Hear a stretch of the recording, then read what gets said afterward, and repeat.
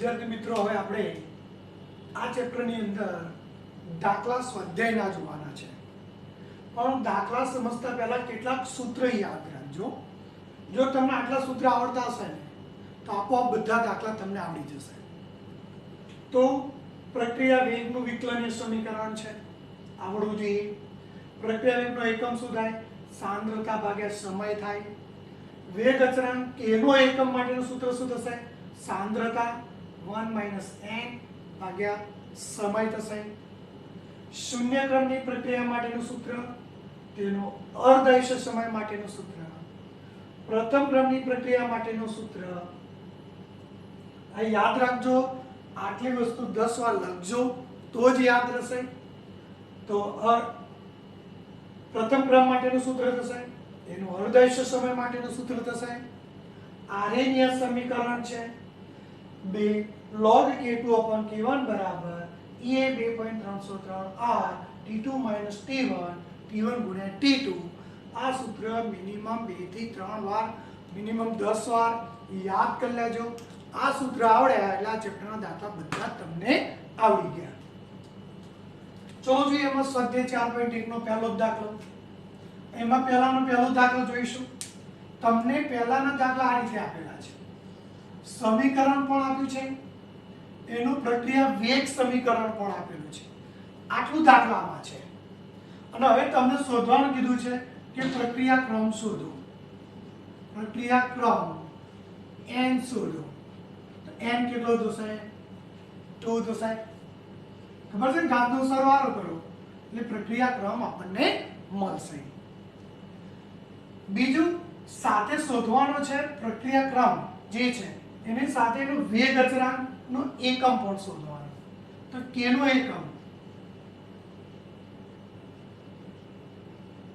એકમ શોધવો હોય તો સૂત્ર આ જ આવશે, સાંદ્રતા અપોન સમય ઉપર 1 - n. પણ n એટલે કેટલો આવ્યો? અહીંયા જો n એટલે કેટલો આવશે? 2. તો શું થશે? સાંદ્રતાની -1 ઘાત સમય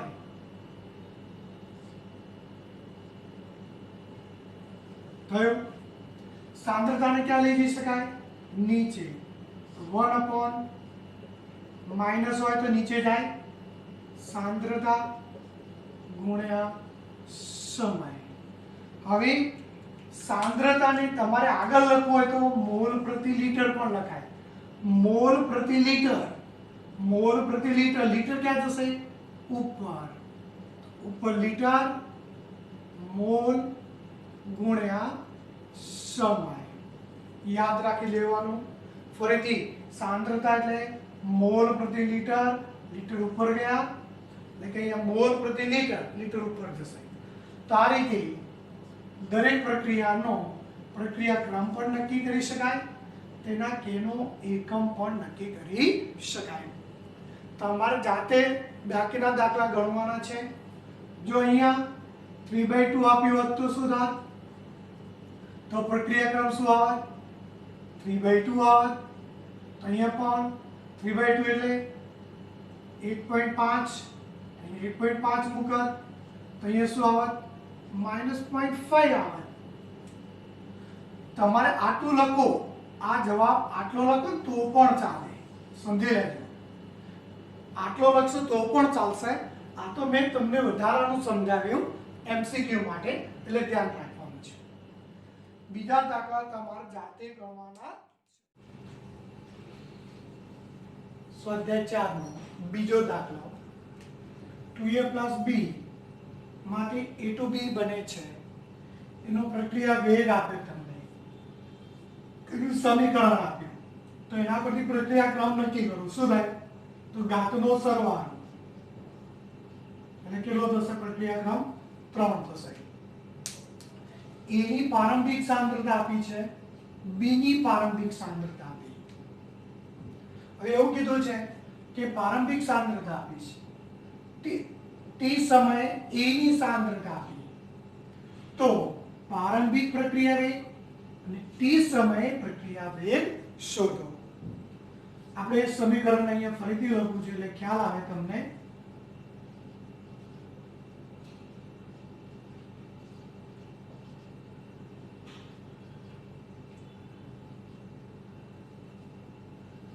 પ્રારંભિક સાંદ્રતા. ચલો પ્રારંભિક સાંદ્રતા A ની કેટલી 0.1, B ની કેટલી 0.2.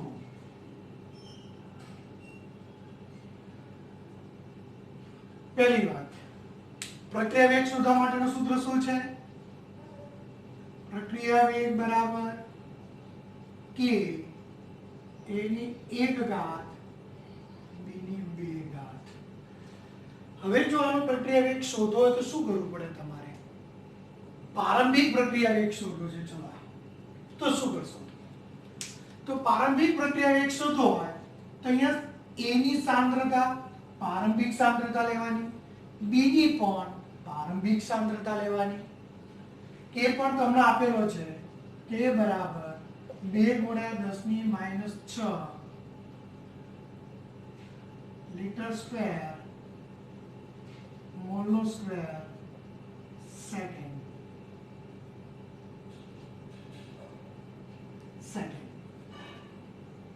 k પણ આપી દીધો તો અહીંયા પહેલા શોધીશું પ્રારંભિક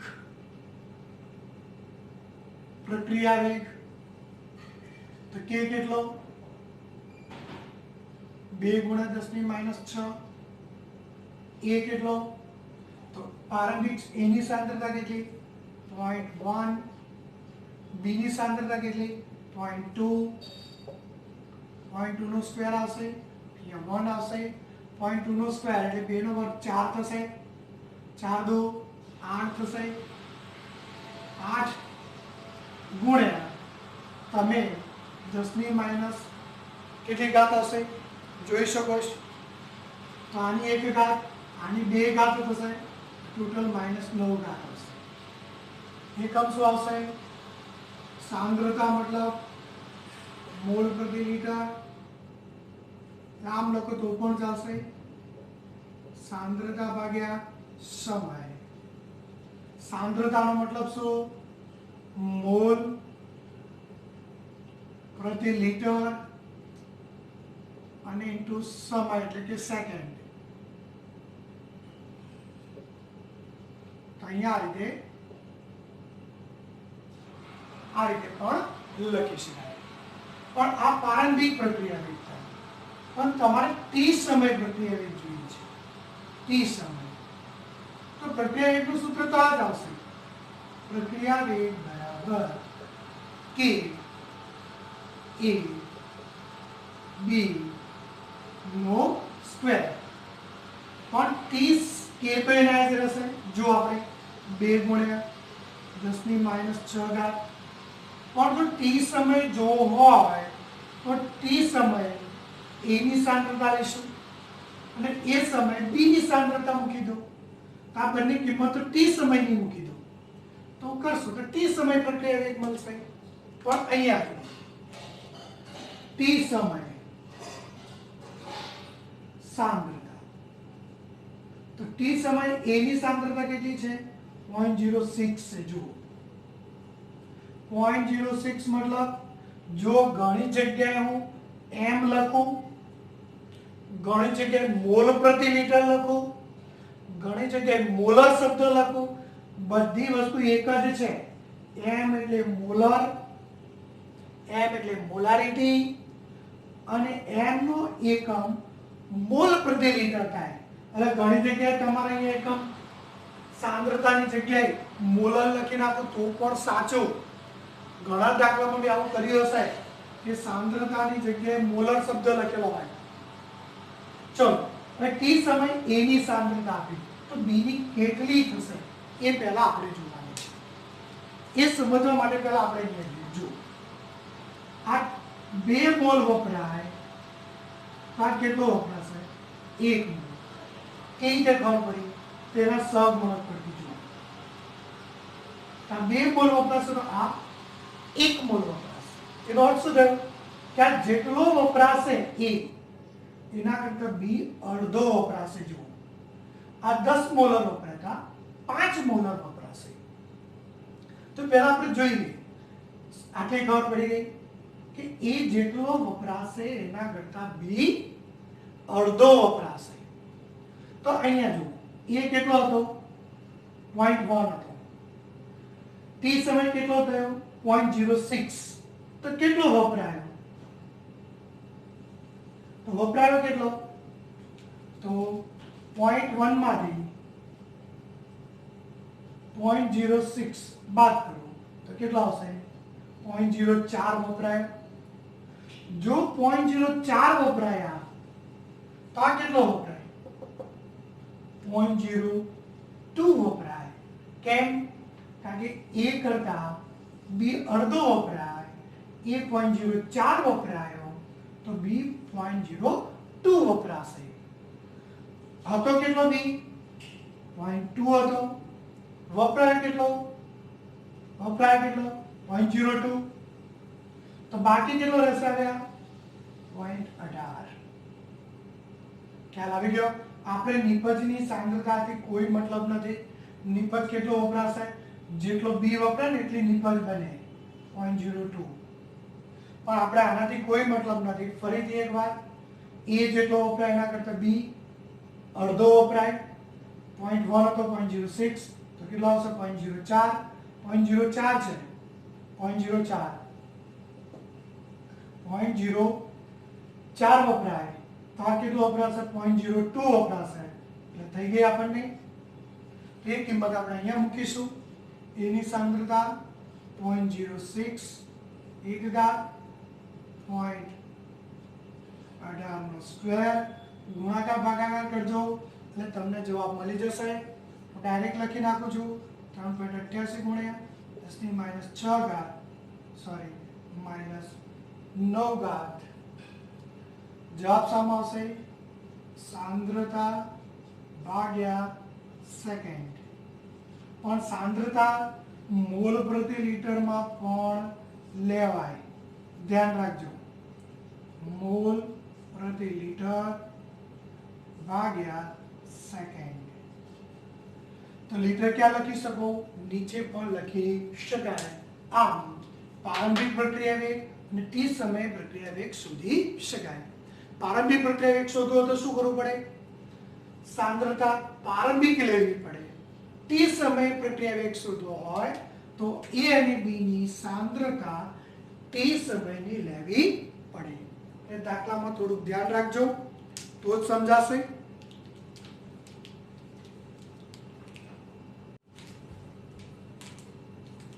દાખલા નંબર 4.3. એક પ્રક્રિયા આપી છે.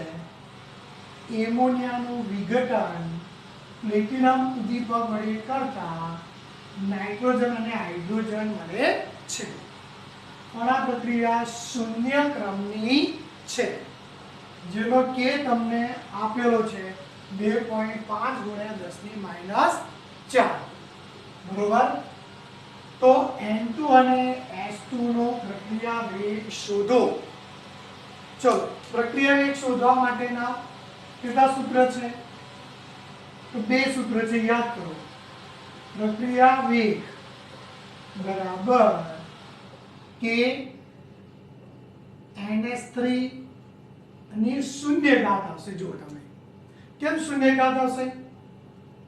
કારણ કે શૂન્ય ક્રમની પ્રક્રિયા છે. તો k ની વેલ્યુ કેટલી 2.5 અને 10 ની -4. હવે કોઈ પણ ની 0 ઘાત એટલે કેટલી થાય 1. તો આપણને પ્રક્રિયા વેગ તમને આપી દીધો. જો પ્રક્રિયા વેગનો એકમ શું? મોલ પ્રતિ લીટર ભાગ્યા સમય એટલે સેકન્ડ.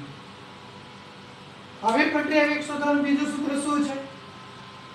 પ્રક્રિયા વેગ બરાબર શું થશે? આના આધારે -1/2 d ns3 dt. બીજું સૂત્ર +d N2 પ્લસ dt. ત્રીજું સૂત્ર 1/3 dH2 પ્લસ dt. જો તમે પ્રત્યેક શોધી નાખ્યો, જો પેલા કિંમત અહીંયા મૂકી દો તમે. હવે તમને નાઇટ્રોજન કે આની શોધવાની કીધી છે. જુઓ N2 નો પ્રક્રિયા વેગ શોધો. તો N2 નો પ્રક્રિયા કોના જેટલો હશે? ડાયરેક્ટ પ્રક્રિયા વેગ જેટલો જ થશે. જુઓ તો પ્રક્રિયા વેગ કેટલો?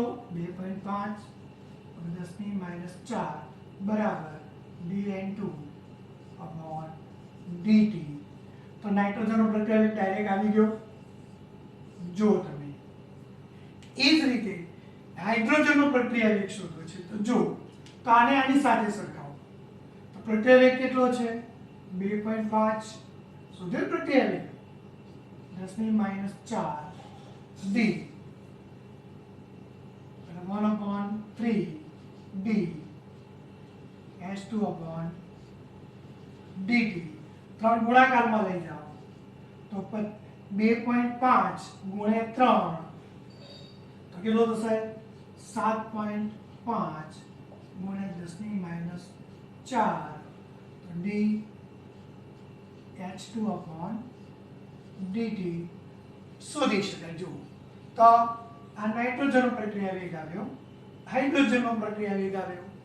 હજુ જો તમને એમોનિયાનો પ્રક્રિયા વેગ કીધો હોત તો એમોનિયાને આધારે તો આ કિંમત અહીંયા મૂકત, 2 શું જાત? ગુણાકારમાં જાત તો 5 ગુણ્યા 10 - 4 આવત. તો આ રીતે આપણે એનો પ્રક્રિયા વેગ શું કરી શકાય? શોધી શકાય. હવે દાખલો જોઈએ 4.4. 4.4 માં સમીકરણ આપણને આપેલો છે. ઈથર આપેલો છે. ઈથરમાંથી મિથેન અને હાઇડ્રોજન અને કાર્બન મોનોક્સાઇડ બને છે. એનો પ્રક્રિયા વેગ આપે છે તો કે ઈથરની 3/2. અહીંયા પણ જો G દબાણમાં લો તો વેગ શું આવશે? કે સાથે દબાણમાં આવશે. જો આમાં આવશે દબાણમાં. હવે આનો આન્સર જોવાનો છે આપણે. કયા ક્રમની પ્રક્રિયા થાય? n બરાબર 3/2. તો હવે આપણે એનો k જોવાનો છે. k નો એકમ જોવાનો છે. k નો એકમ. તો k નો એકમ શોધવા માટેનું સૂત્ર શું હતું? સાંદ્રતા 1 - n સમય. સાંદ્રતા સામાન કીધું. આ દબાણ 12 માં લેવાનું કીધું. 12 તો એ 12 મૂકીશું. સાંદ્રતા સામા આપી તમને? દબાણ 12 માં આપી. તો 1 - 3/2 સમય. સમય મિનિટમાં આપેલો છે. જોઈએ તો 12 નો શું થશે ઉપર? ભાઈ 3/2 એટલે 1.5 કહેવાય. 1 માંથી 1.5 જાય તો -0.5. નીચે શું આવશે? મિનિટ. તો આ રીતે આપણે પ્રક્રિયાના કેનો એકમ શોધી શકાય.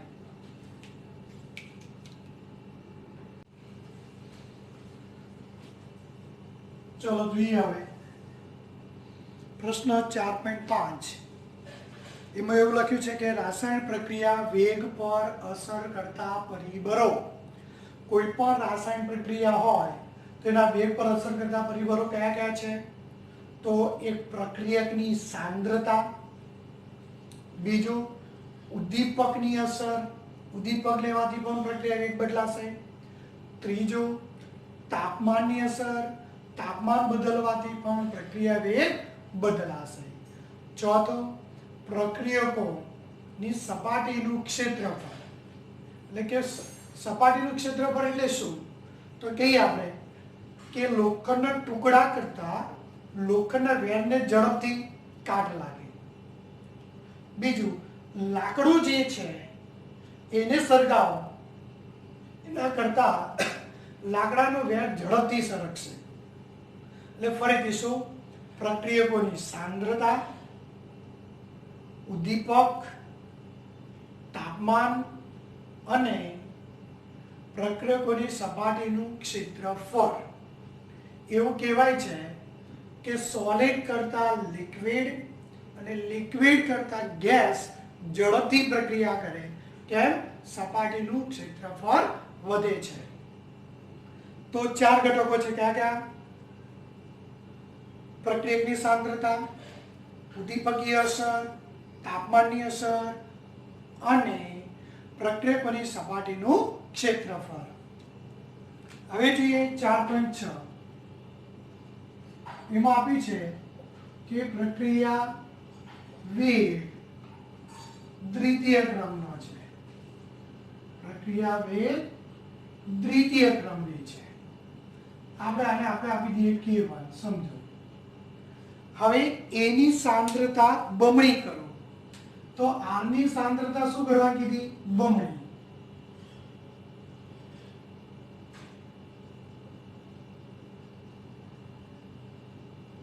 બમણી કરતા તો K2 કેટલો થશે? તો R ની જગ્યાએ 2R લખીશું. નો સ્ક્વેર. 2 નો વર્ગ કેટલો થશે? 4. 4 અહીંયા લખીશ. R નો સ્ક્વેર. આની જગ્યાએ શું લખી શકાય આપણે? K1 લખી શકો તો K2 બરાબર 4 K1. એટલે કે કેટલા ગણો પ્રક્રિયા વેગ વધશે? 4 ગણો પ્રક્રિયા વેગ વધશે. હવે શું કીધું છે? R ની સાંદ્રતા અડધી કરવામાં આવે તો K3 કેટલો થશે? R ની સાંદ્રતા અડધી તો K3 કેટલો થશે? K આની જગ્યાએ અડધી કીધું R/2 નો સ્ક્વેર. ચલો 2 નો વર્ગ 4 તો 1/4 K R નો સ્ક્વેર. ચલો આની જગ્યાએ શું લખી શકાય? K1 K3 બરાબર 1/K1. તો કયા ભાગની થઈ? પ્રક્રિયા વેગ ચોથા ભાગની બનશે. હવે જોઈએ દાખલા નંબર આગળ જોઈએ પ્રશ્ન 4.7. 4.7 ના આપણે જે થિયરીમાં અંદર આવી જાય છે. હવે આપણે જોઈશું 4.8. તો 4.8 ને કોષ્ટક આપેલું છે એ હું લખું છું. બરોબર. સમય આપે છે 0, 30, 60 અને 90. સાંદ્રતા આપેલી છે. સાંદ્રતા કેટલી આપી? સાંદ્રતા 0.55, 0.31, 0.70 અને 0.85. તો 30 સેકન્ડ અને 60 સેકન્ડ વચ્ચે પ્રક્રિયા વેગ શોધો. ચલો ધ્યાન રાખજો. 30 સેકન્ડની વાત કરી. 30 સેકન્ડે તો 30 સેકન્ડે 30 સેકન્ડ માટે R1 કેટલો છે? 0.31. 60 સેકન્ડે R2 કેટલો છે? 60 સેકન્ડે 0.17. ચલો તો ડેલ્ટા ટી કેટલો થશે? તો 60 - 30 બરાબર 30. સામા આપ્યો છે સેકન્ડમાં છે. સેકન્ડ. ડેલ્ટા આર કેટલો થશે? ડેલ્ટા આર તો R2 - R1 0.17 - 0.31 કેટલો આવશે? બાદબાકી કરો. -0.14 આવશે. ચલો પ્રક્રિયા વેગ માટેનું સૂત્ર શું થશે? પ્રક્રિયા વેગ બરાબર minus dr by dt minus, ચલો dr કેટલો આવ્યો? -0.54 अपॉन समय કેટલો આપ્યો? 30 સેકન્ડ, તો માઇનસ માઇનસ પ્લસ 0.54 ભાગ્યા 30 ભાગાકાર કરશો એટલે તમને પ્રક્રિયા વેગ મળશે. પણ પ્રક્રિયા વેગનો એકમ યાદ રાખવાનો હંમેશા સાંદ્રતા ભાગ્યા સમય હોય. સાંદ્રતા શામાં આપી છે? અહીંયા મોલ પ્રતિ લિટરમાં આપી છે, મોલ પ્રતિ લિટર, અને સમય સેકન્ડમાં છે. આ રીતે પ્રક્રિયા વેગ શોધી શકાય.